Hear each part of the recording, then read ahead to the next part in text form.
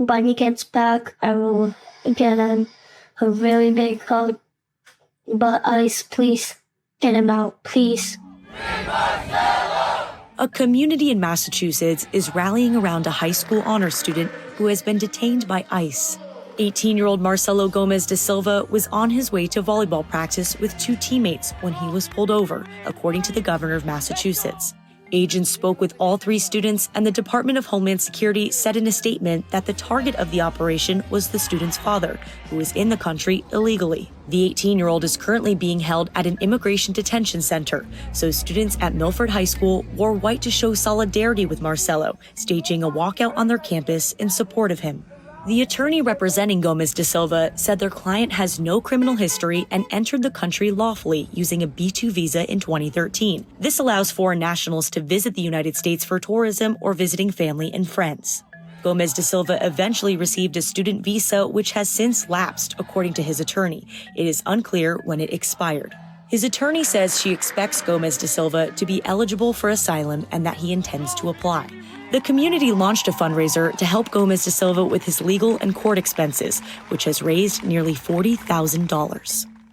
32-year-old Danish man, Casper Eriksson, came to the U.S. in 2009 as a foreign exchange student. During that time, he met his now wife, Savannah, a U.S. citizen. Savannah and Casper eventually married, and in 2013, he moved to the U.S. He had a green card, so he came here legally. Since then, they've had 4 kids. They now have a 5th child on the way. Casper has been working to obtain his citizenship in the U.S. In mid-April, he and Savannah traveled 3 hours from their home to a citizenship appointment. Well, Trump's Gestapo was there, and they took him into custody, shackled his arms and legs as if he's this great danger, and he has been locked up ever since in a facility known for being filthy, isolating detainees to the point they've had medical and mental health issues. His wife told the press, quote, "What could have been corrected with paperwork has resulted in a month-long detention of my husband and a devastating situation for our children and myself." Savannah's pregnancy is high risk, and that makes what's happening here even more difficult and stressful because he was the sole breadwinner for the family. They also have a family farm to take care of. Savannah told journalists ICE didn't even allow them the chance to say goodbye before they took him away. Immigrated from the Philippines to Hawaii 50 years ago.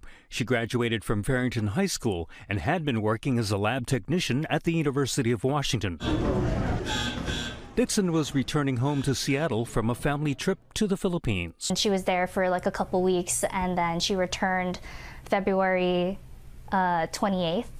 And she was stuck in customs. Dixon's niece, Emily Cristobal, says she remained in limbo for 4 days, and then... When we got the news, I think it was like March 2nd, that she got taken by ICE and then detained in the Northwestern detainment facility. And we haven't been officially been told why she's being held. They just keep saying that they're waiting for documents.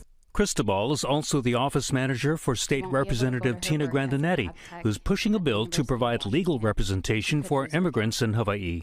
The targeting of our immigrant community is not just something happening on our phone. Andrea Velez released from federal custody tonight after not entering a plea in court today. Outside, the 32-year-old Cal Poly Pomona grad says she was wrongfully detained by federal agents. It was just a day of work, and like everything happened so fast. So yeah, and they didn't identify themselves, so I was kind of scared. It was Tuesday morning in downtown LA. Her mom and sister had just dropped her off to her job and then watched as she was taken away in an unmarked car.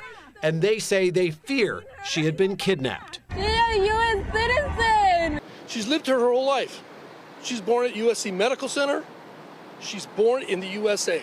Prosecutors allege during Tuesday's immigration enforcement, Andrea Velez stepped into an officer's path and extended one of her arms in an apparent effort to prevent him from apprehending a male subject he was chasing, and that Velez's outstretched arm struck that officer in the face.